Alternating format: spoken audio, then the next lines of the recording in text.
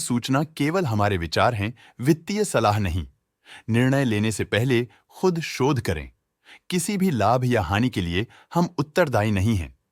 आज हम देख रहे हैं Motherson Sumi wiring India limited के 2025-26 Q1 की standalone financial performance. Starting with the sales, पिछले क्वार्टर से सेल्स में -0.5% का डिक्रीज हुआ है, मगर कंपनी ने पिछले साल के मुकाबले 14% का सेल्स इंक्रीज रिपोर्ट किया। Expenses 0.5% quarter on quarter increase हो गए हैं, जो साल भर के 15.5% की राइज के साथ अलाइन करता है। क्वार्टरली सेल्स के कंपैरिजन में एक्सपेंसेस इंक्रीज होना दिखाता है कंपनी ने एक्सपेंसेस मैनेज करने के लिए स्ट्रगल किया। कंपनी ने पूरी साल के दौरान चैलेंजेस का सामना किया। ऑपरेटिंग प्रॉफिट, जो पिछले साल के कंपैरिजन में 2% अप हुआ है, quarter on quarter around -10% decrease हुआ है। Operating profit margin OPM annual basis पे -1% से डिक्रीज हुआ है और पिछले क्वार्टर के कंपैरिजन में -1% से डिक्रीज हुआ है। एक्सेप्शनल आइटम्स को ऐड करके अदर इनकम पिछले क्वार्टर के कंपैरिजन में -46.5% गिर गई, बावजूद इसकी ईयरली डिक्लाइन -83% हुई है।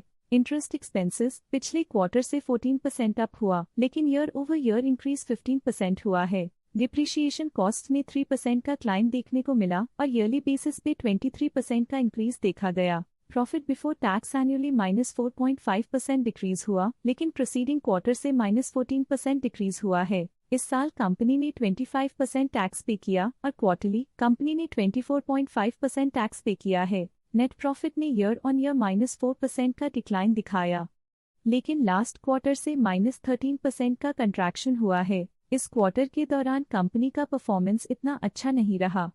नेगेटिव नेट प्रॉफिट लॉसेस को इंडिकेट करता है। वहीं अगर एनुअल एनालिसिस की बात करें तो साल के दौरान कंपनी का परफॉर्मेंस अच्छा नहीं रहा। नेगेटिव नेट प्रॉफिट का मतलब है कि कंपनी प्रॉफिट के कंपैरिजन में नुकसान उठा रही है। अर्निंग्स पर शेयर EPS में ईयरली -4.5% का डिक्रीज देखा गया, लेकिन क्वार्टरली में 40.5% की गिरावट भी नजर आई। इस क्वार्टर में कंपनी का EPS इतना अच्छा नहीं रहा। नेगेटिव प्रॉफिट कमजोर एफिशिएंसी को दिखाता है। Motherson Sumi wiring India limited के फाइनेंशियल स्नैपशॉट को रिव्यू करते हुए कुछ मुख्य ट्रेंड्स सामने आए हैं जो कंपनी की परफॉर्मेंस पे रोशनी डालते हैं। जून 2023 से जून 2025 तक Motherson Sumi wiring India limited की फाइनेंशियल जर्नी में सबसे पहले बात करते हैं सेल्स की। इस साल सेल्स में 11.5% की वृद्धि हुई है और पिछले 3 सालों में 33% की वृद्धि हुई है, जो एक निरंतर अपवर्ड ट्रेंड को दर्शाता है। पिछले 2 साल से सेल्स लगातार बढ़ती जा रही है, जो मार्केट एक्सपेंशन और कंज्यूमर डिमांड में वृद्धि को दर्शाता है।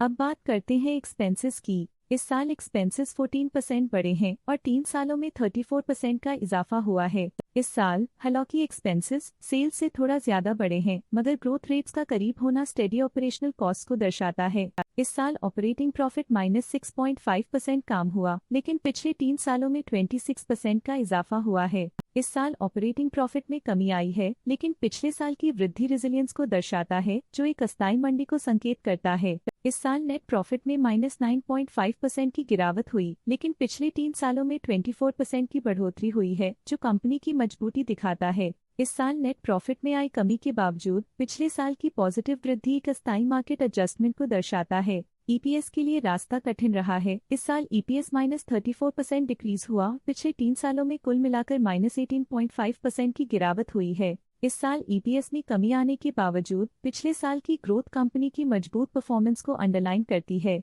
चलिए अब बात करते हैं शेयर होल्डिंग पैटर्न की। मदरसन सुमी वायरिंग इंडिया ली की शेयर होल्डिंग रिपोर्ट्स कुछ इस प्रकार की हैं, जो अननोन 2025 के तक चलता है। ये रिपोर्ट कंपनी के शेयर्स की डिटेल्ड जानकारी देता है, जिसमें promoters, promoter groups, foreign investors, public investors और सरकारी एंटिटीज शामिल हैं। पब्लिक हेल्थ शेयर्स का परसेंटेज 2025 के में 11.91% से 2025 के में 11.66% तक डिक्रीज हो गया। इस डिक्रीज से साफ है कि इस टाइम पीरियड में कंपनी में पब्लिक का हिस्सा डिक्रीज हुआ है। जब कंपनी के शेयर्स का अधिकतम हिस्सा प्रमोटर्स, FII, DII या गवर्नमेंट के पास होता है, तब ये माना जाता है कि कंपनी मजबूत हाथों में है, जो स्थिरता और मजबूत समर्थन को दर्शाता है और इस मार्केट की स्थिरता बनी रहती है। DII डोमेस्टिक इंस्टीट्यूशनल इन्वेस्टर्स ने अपना शेयर होल्डिंग 2025 में 16.21% से 2025 में 16.24% तक इंक्रीज किया। ये बताता है कि डोमेस्टिक इंस्टीट्यूशंस ने कंपनी में अपना इंटरेस्ट 0.03% तक इंक्रीज किया है। FII, फॉरेन इंस्टीट्यूशनल इन्वेस्टर्स ने अपना शेयर होल्डिंग 2025 में 10.15% से 2025 में 10.37% तक इंक्रीज किया। ये बताता है कि फॉरेन इंस्टीट्यूशंस ने कंपनी में अपना इंटरेस्ट 0.22% तक इंक्रीज किया है।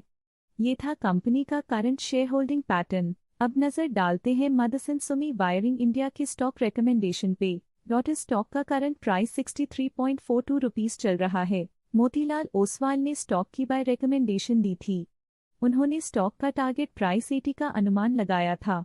रिकमेंडेशन के समय स्टॉक का प्राइस 70.03 चल रहा था, जो करंट प्राइस से 25% अप है। EMK ग्लोबल फाइनेंशियल सर्विसेज ने स्टॉक की बाय रिकमेंडेशन दी थी। उन्होंने स्टॉक का टारगेट प्राइस 80 का अनुमान लगाया था। रिकमेंडेशन के समय स्टॉक का प्राइस 69.51 चल रहा था, जो करंट प्राइस से 25.6% अप है। आज के लिए फाइनेंशियल सेक्टर में इतना ही। देखने के लिए धन्यवाद। स्टॉक लेटेस्ट न्यूज अपडेट के लिए चैनल को सब्सक्राइब करें और वीडियो को लाइक एंड शेयर करें।